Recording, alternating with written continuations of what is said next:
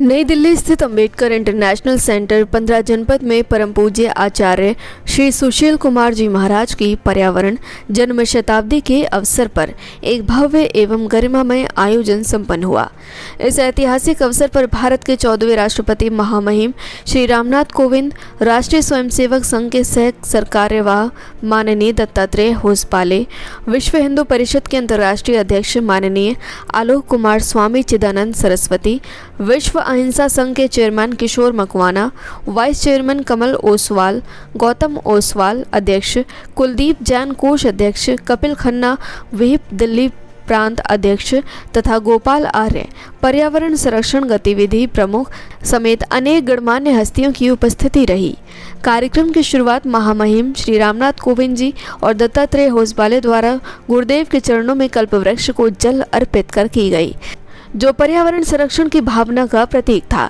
इस अवसर पर विमान दुर्घटना में दिवंगत लोगों की आत्मा की शांति हेतु 1 मिनट का मौन रखा गया। कार्यक्रम में उपस्थित सभी गणमान्य अतिथियों ने पर्यावरण संरक्षण की शपथ ली और इसे राष्ट्र की प्राथमिकता बनाने का आह्वान किया। इस दौरान दत्तात्रेय होसपाले ने यह भी उल्लेख किया कि राष्ट्रीय स्वयंसेवक संघ का आगामी विजयादशमी शताब्दी महोत्सव भी पर्यावरण को समर्पित रूप में मनाया जाएगा। ये कार्यक्रम न केवल आचार्य सुशील कुमार जी महाराज की अमूल्य पर्यावरणीय दृष्टि को सम्मानित करता है, बल्कि देश भर में पर्यावरण के प्रति चेतना जागृत करने की दिशा में एक महत्वपूर्ण पहल है। या एक पेड़ माँ के नाम। मुझे बड़ी प्रसन्नता है कि आज केवल एक संस्था नहीं, हर संस्था इस प्रयोग के लिए आगे बढ़ी है और ज़्यादा से ज़्यादा ये प्रयास किया जा रहा है कि ज़्यादा से ज़्यादा पेड़ बढ़े। आप देख रहे हैं गर्मी कितनी बढ़ रही है, लोगों के भीतर का तापमान भी बढ़ रहा है और बाहर का तापमान भी बढ़ रहा है। भीतर के तापमान के लिए संतों की वाणी, संतों के संदेश, जिसके लिए कार्यक्रम था, और बाहर के तापमान के लिए ज़्यादा से ज़्यादा वृक्ष लगाएं, क्योंकि वृक्ष होंगे तो शीतलता होगी, वर्षा होगी। सबके पास ग्लेशियर नहीं है, no glacier no Ganga, no पेड़ नो पानी। और सच मानिए, नो पानी नो पीस। अगर आज शांति चाहिए, यदि आज जीवन चाहिए, हमें पेड़ों को लगाना होगा। उसी का संकल्प आज दिया गया है कि हर व्यक्ति कम से कम 2 पेड़ लगाए, अगर हो सके तो 9 पेड़ लगाए। ये संकल्प था, लोगों ने आज भरा हुआ हाल, सबका उत्साह, और ये संकल्प पूर्ण हुआ। शताब्दी वर्ष मनाया जा रहा है आचार्य सुशील मुनि जी महाराज का। उनका योगदान पूरे विश्व के लिए, अहिंसा के लिए, शांति के लिए और सद्भाव के लिए अद्भुत है। आचार्य सुशील कुमार जी महाराज की जन्म शताब्दी का, और वो शताब्दी ऐसी होगी, ये वर्ष कि इस पूरे देश को हरा भरा करेगी। 1 करोड़ पेड़ लगाना, इसका संकल्प करना, इसमें राष्ट्रीय स्वयंसेवक संघ जैसे संगठनों का सहभागी हो जाना, तो मुझे लगता है कि वृक्ष लगेंगे। और कल्प वृक्ष कहा है तो उपयोगी औषधीय वृक्ष लगेंगे।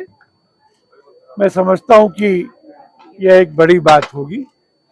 विश्व में शांति और बंधुत्व की जरूरत है। चारों तरफ के युद्धों में मानव के मन को शांति चाहिए। ये शताब्दी उन सब चीजों को करेगी।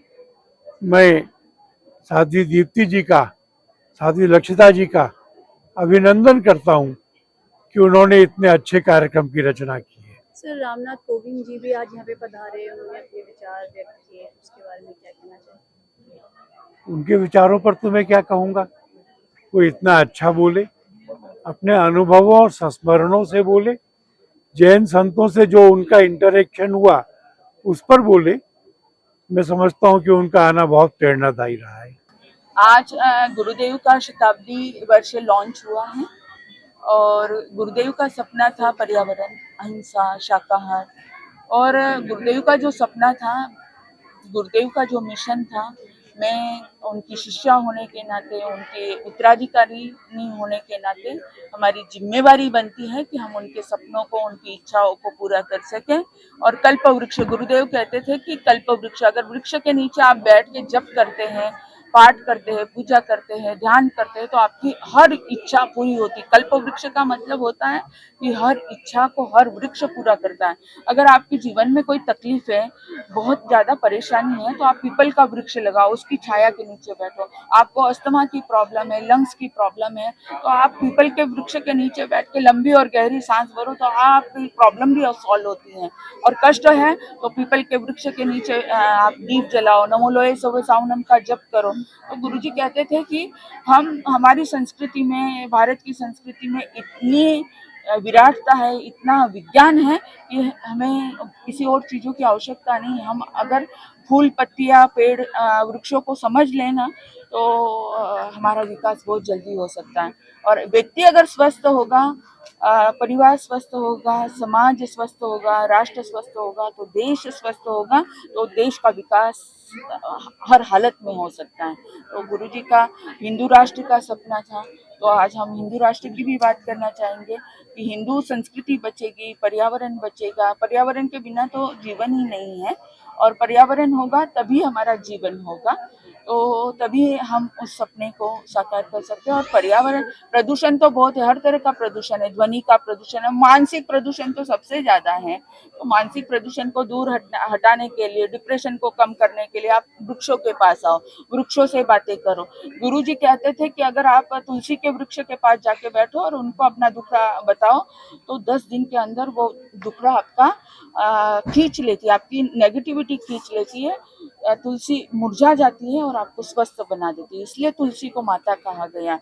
पीपल को, बरगद एक विशाल वट वृक्ष है, और बरगद जो वृक्ष है वो उसकी लाइफ भी ज़्यादा है। और जैसे जैसे वृक्ष का विकास होता है वैसे वैसे इंसान के जीवन का विकास होता है।